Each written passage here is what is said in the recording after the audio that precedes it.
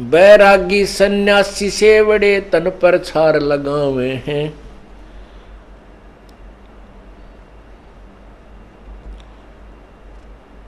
पांचों नार 2500 लड़के धुंधु धार मचावे हैं।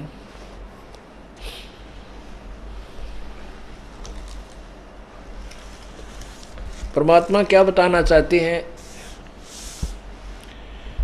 कि तुम बैरागी सन्यासियों को देखते हो, सेवड़ों को देखते हो, वो केवल जैसे सन्यास ले लिया, घर भी छोड़ दिया, जो है ना जंगल में जाकर रहने लग गए। उन्होंने घर तो त्याग दिया लेकिन अंदर के विकार उनके नहीं गए। और यदि उनके पास मान लीजिए उनके विकार भी नहीं है और साधना ठीक हो नहीं, तो भी जीवन व्यर्थ कर रहे हैं।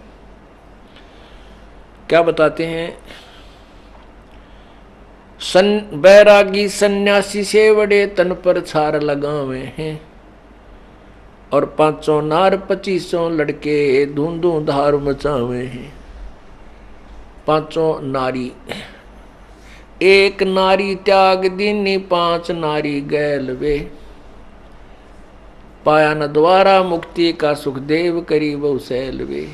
सुखदेव ऋषि ने बाल ब्रह्मचारी रह करके शास्त्र विरुद्ध साधना से बहुत आकाश में उड़ जाने की सिद्धि भी प्राप्त होगी थी, तो भी परमात्मा का मोक्ष मार्ग नहीं मिला, मोक्ष का द्वारा नहीं मिला, वे ऑफ वर्शिप ठीक नहीं थी उसकी। इसलिए एक नारी त्याग दीनी 5 नारी गैल वे। कहते हैं हमने घर त्याग दिया, मनुष्य ने स्त्री को इसलिए त्याग दिया कि भजन में बाधा करती है। जैसे उनकी सोच है वैसे तत्वज्ञान की रोशनी में पता चला है कि कोई भी बाधा नहीं करते, ना स्त्री पुरुष के लिए बाधक है, ना पुरुष स्त्री के लिए बाधक है। बाधक तो हमारे विकार, जो अन्य विकार हैं, और साथ में शास्त्र साधना, वो हमारे बाधक है। एक नारी यानी एक स्त्री को त्याग कर तू बैरागी बन बैठा और कहते हैं 5 नारी गैल वे, काम क्रोध मोह लोभ अहंकार, ये न्यो के न्यो तेरे साथ, ये 5 और तेरे साथ तेरा ब्याह राखी, इन न त्याग, तब मानना कि तू बैरागी और सन्यासी है। तो क्या कहते हैं?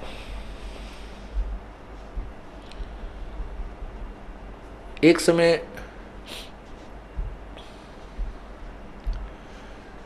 हरिद्वार हरपेड़ी पर कुंभ का मेला हुआ। कुंभ की परख भी लगनी थी, उसका संयोग आ गया और ये सभी साधक जो तीनों गुणों के उपासक,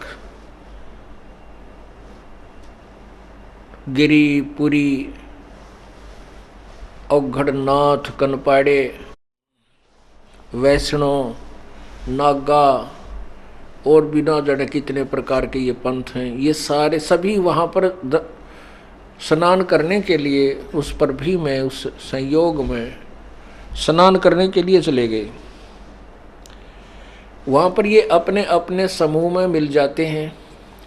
नागाओं की अलग मंडली होगी, वैष्णव की अलग, पुरी ग्रुप के अलग होंगे, गिरी ग्रुप के अलग होंगे, कनपाड़े न्यारे वैसे नाथ अलग से। ये जिनको हम ग्रह त्याग कर सन्यासी कहते हैं, जिन्होंने सन्यास ले लिया, बैरागी हो गए, उनके बारे में परमात्मा बताते हैं। उन्होंने 5 नारी गैर ले रखी, वो त्यागनी चाहिए थी। तो वहाँ पर क्या हुआ कि प्रथम स्नान करने के को लेकर के वैष्णव साधु में और नागा भक्तों साधुओं में झगड़ा हो गया। नागा के हम पहले नहावांगे, स्नान करेंगे क्योंकि हम सर्वश्रेष्ठ हैं, हम त्यागी बैरागी हैं और हम बिल्कुल निरिच्छा रहते हैं। वैष्णव साधु कहते हैं कि हम विष्णु जी के उपासक हैं, हम सर्वश्रेष्ठ हैं, विष्णु जी सबके मालिक हैं। और नाग्यो तुम टट्टी के हाथ भी ना धोते, उगाड़े फिरो पशु की तरह, तुम काहे कि सर्वश्रेष्ठ हो, काहे कि तुम उत्तम हो, हम पहले नहाएंगे। अब पहले स्नान करने के को लेकर के झगड़ा हो गया नागा और वैष्णो साधुओं में। अब वो ऊपर भी भूल गए, हर की पैड़ी भी याद नहीं रही, भगवान भी याद नहीं रहा, लट्ठम लट्ठा मुक्कम मुक्का गुट मारे, एक दूसरे के जबाड़ा काट दें, फिर तलवार निकाल ली और तीर ठोके एक दूसरे पर, यानी पूरा महाभारत शुरू कर दिया। कहते हैं 25,000 नागा और वैष्णो आपस में कटकर लड़कर और कत्लेआम हो गया, और हर पैड़ी पर वहां पर 100 ही दिखाई दे रहे थे, लाश पड़ी नरी, गंगा का पानी भी लाल कर दिया। अब यहां बताते हैं कबीर परमेश्वर, बैरागी सन्यासी सेवड़े तन पर छार लगावे हैं, ये 500 नार 2500 लड़के हैं, धूंधों धार मचावे हैं। कहती है काम क्रोध मोह लोभ अहंकार, उनकी आगे 5 तत्वों से बनी हुई 5 प्रकृति, 500 तत्वों की फिर आगे से। तो कहते हैं 25 प्रकृति और 5 ये क्रोध विकार, कहते अंदर पूरी धूंधों धार मचा रहे हैं, सबके अंदर पूरा इनका बोलबाला है, इनकी इनसे ये रहित नहीं है।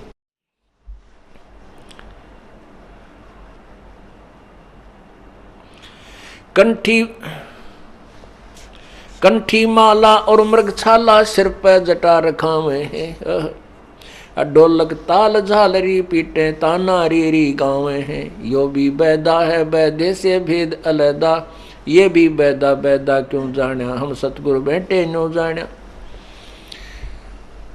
आदरणीय गरीबदास साहिब जी का ज्ञान योग परमेश्वर कबीर जी ने खोल दिया। परमेश्वर कबीर जी ने अपनी प्यारी आत्मा आदरणीय गरीबदास साहिब जी को सतलोक दिखाया, अपने सामर्थ्य से परिचित करवाया और दोबारा उनकी आत्मा को शरीर में प्रवेश कर दिया। उसके बाद आदरणीय गरीबदास साहिब जी ने वही तत्व ज्ञान जो परमात्मा कबीर जी ने सुनाया था, वही अपनी अमृतवाणी में बोलना शुरू कर दिया, क्योंकि कबीर परमेश्वर ने उनके अंदर यह कैसेट फीड कर दी। तो गरीबदास साहिब जी से पूछा कि तुमने कैसे पता लगा कि ये व्यर्थ साधना है। बैदा माने व्यर्थ की, फिजूल, जैसे थोथे उसको कोई कूट रहा हो, उसमें से कुछ भी हासिल उसको ग्रहण नहीं होना है, इसलिए वो व्यर्थ प्रयत्न होता है। हमने जाना है दिल्ली, हम जा रहे हैं यहाँ से वापस सिरसा की साइड में बरवाला से, तो हमारा वो यात्रा व्यर्थ है, बैदा है, फजूल है। हमने जाना दिल्ली है, जा रहे हैं सिरसा साइड में, वो हमारा कुमार्ग है, सुमार्ग नहीं है, वो हमारा यथार्थ पथ नहीं है। पथ माने वे, रास्ता, मार्ग। इसलिए बता रहे हैं कंठी माला और मृगछाला तन पे छार, सिर पे जटा रखावे हैं, और ढोलक ताल झालरी पीटे वे ताना री गावे हैं। कहती है कोई भक्ति का साधन है। गल में कंठी, एक कंठी बोल रहे हैं जो एक तुलसी के मनिए की माला गाल ली, और मृगछाला साथ रखे, साधु बन के मृगछाला बिछा के उसको ऊपर बैठ कर साधना करें, और बड़ी बड़ी जटा रखा लें, दाढ़ी बढ़वा ली, और फिर कोई ढोलक पीटा, गाँव में नाचें कूदें बकवाद करें। कहते हैं ये भी वैदा है, व्रत का प्रयत्न है।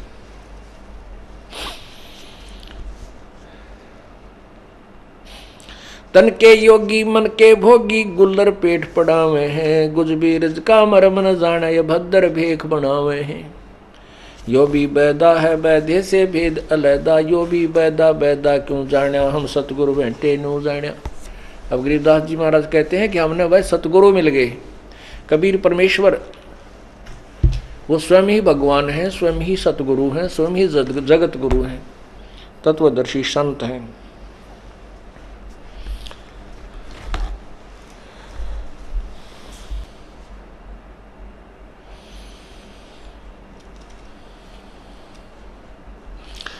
करवा और कोपीन लिए जो बनखड़ गुफा बनावे हैं, खुद्या कुत्ती घट में दूती, फिर गृष्टि द्वारे आवे हैं। ओह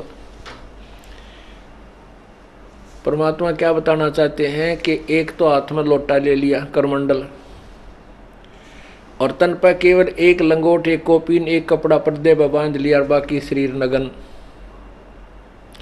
और जंगल में जाकर गुफा खोज कर उसमें रहने लाग गए। कहने लगे या के बैराग करा भाई तूने, भूख लागी।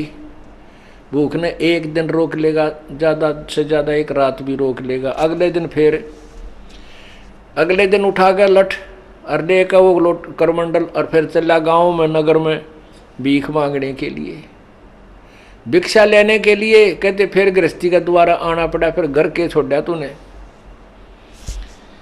करवा और को पीन लिए जो बनखंड गुफा बनावे हैं, या खुदा कुत्ती घट में दूती, फिर गृहस्थी द्वारा जावे हैं। यो भी बैदा है बैदे से भेद अलैदा। इससे जो तुम व्रत साधना कर रहे हो इससे अलग है वो भक्ति मार्ग, न्यारा है। खाकी और निर्वाणी नागा सिद्ध जमात चलावे हैं, रणसिंगे तुरही तुतकारा, फिर गागड़ भांग गुटावे हैं। खाकी और निर्वाणी नागा ये अलग अलग इनके नाम हैं पंथों के, बेखों के। और सिद्ध कहते हैं सब एक जमात चलाते हैं, बहुत बड़े समूह को इकट्ठा कर किए हुए हैं। और फिर क्या करें, ये भांग घोटें और पी के फिर पड़े रहें।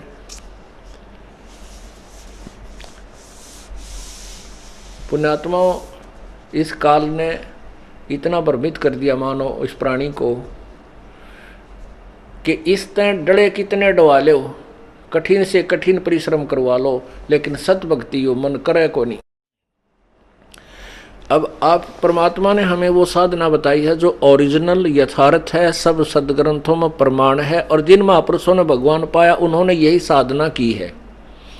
और जिनको भगवान मिला नहीं वो चाहे कितना भी ड्रामा कर गए, कितना हठ योग कर गए, बड़ी बड़ी सिद्धियां दिखा गए, बड़े चमत्कार करके चले गए, लेकिन उनका जीवन व्यर्थ है। क्योंकि केवल उन्हीं महापुरुषों ने परमात्मा को साकार बताया है जिन्होंने भगवान पाया है, और जिन्होंने निराकार बताया उनको भगवान मिला ही नहीं। तो अभी तक जितने भी ये पंथ हैं, आप किसी भी पंथ की छुरी देख लो, मेरे पास सबका इतिहास रखा है। उन महापुरुषों ने ये बताया कि सतलोक में प्रकाश ही प्रकाश है, चेतन ही चेतन है, वहाँ कोई सत्पुरुष नहीं है, कोई आत्मा नहीं। आत्मा परमात्मा के उस प्रकाश में लीन हो जाती है, जैसे समुद्र में बूंद समा जाती है। भले पुरुष हो, अगर वहाँ भगवान नहीं है तो हम के टिंडे लेंगे उड़ा जाकर। बता हम क्या करेंगे जब भगवान वहाँ है ही नहीं, निराकार है, प्रकाश ही प्रकाश। प्रकाश ही सूर्य का रात दिन में कितना देख ले। हमने तो भगवान से मिलना है जिसके देखते हैं आत्मा प्रसन्न हो, गदगद हो। हम तो उसके लिए तड़प रहे, यार वो है नहीं। अब कोई लड़की का ब्याह करे और उसने कहा बेटी तेरा ब्याह करेंगे तो नो हो जाएगी, फिर नु तेरा पति तो है ही नहीं, वो तो निराकार है, फिर वह उन्हें टिंडे लेने जाएगी, वह क्या करेगी ब्याह करवा के। तो ऐसे भ्रमित कर दिया हमारे को, जबकि हमारे सारे सदग्रंथ कहने लग रहे भाई भगवान साकार है, मनुष्य जैसा है, उसका यो नाम है। तो उन महापुरुषों ने बताया है जिन्होंने भगवान को पाया है, उन्होंने परमात्मा साकार बताया है, मनुष्य जैसा बताया, उसका नाम कबीर बताया है। उनमें से कौन कौन है? आदरणीय धर्मदास साहिब जी, आदरणीय मलुकदास साहिब जी, आदरणीय दादू साहिब जी, आदरणीय नानक साहिब जी, आदरणीय गरीबदास साहिब जी, आदरणीय घीसा साहिब जी। ये आधा दर्जन तक दास का याद है जिन्होंने परमात्मा पाया, उन्होंने शरीर बताया, उसका नाम कबीर बताया। हमारे सब सदग्रंथ प्रमाण देते हैं परमात्मा साकार है और उसका नाम कबीर है।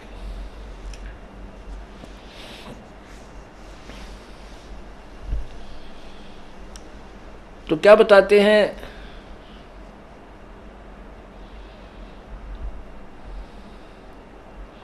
काशी गया प्रयाग महोदित जगन्नाथ को जावे हैं, लोहागर पुष्कर परसे हैं, द्वारका दाग दगावे हैं, यो भी बैदा है।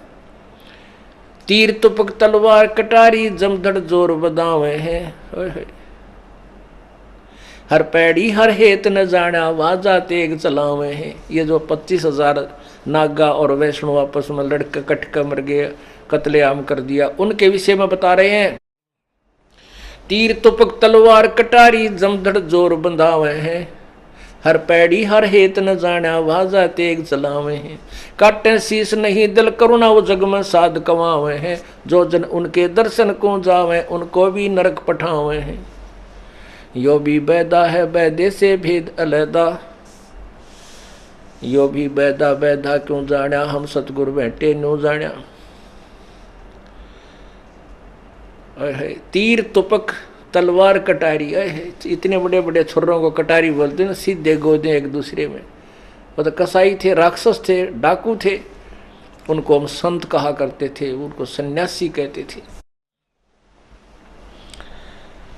तीर तुपक तलवार कटारी जमदड़ जोर बदावे हैं। डट कर झगड़ा करें कहते, लड़ाई करते हैं। और हर पैड़ी हर हेत ना जाड़ा, हर की पैड़ी कहें और भगवान का बैबी को नहीं। उसकी छाती के ऊपर कत्लेआम करने लग रहे तुम, फिर भगत की कहाँ के हुए?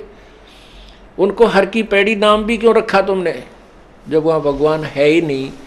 और भगवान के सामने तुम ऐसा जुल्म कर रहे हो, फिर तुम भगवान की चाह कहाँ तुम्हें?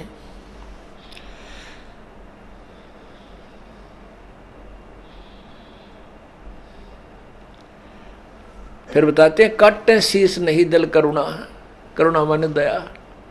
काटे शीस नहीं दिल करुणा, और वो जग में संत कमावे हैं। उनको दुनिया साधु कहती है, साध कमावे हैं। परमात्मा की प्यारी आत्मा गरीबदास जी कह रहे हैं, जो पुण्यात्मा उन ऐसे दुष्टों के दर्शन करने जा उनको भी नरक ले जाते हैं। यानी उनके पास ना मार्ग है, उनको संत मान करके उनके आश्रित हो जाते हैं।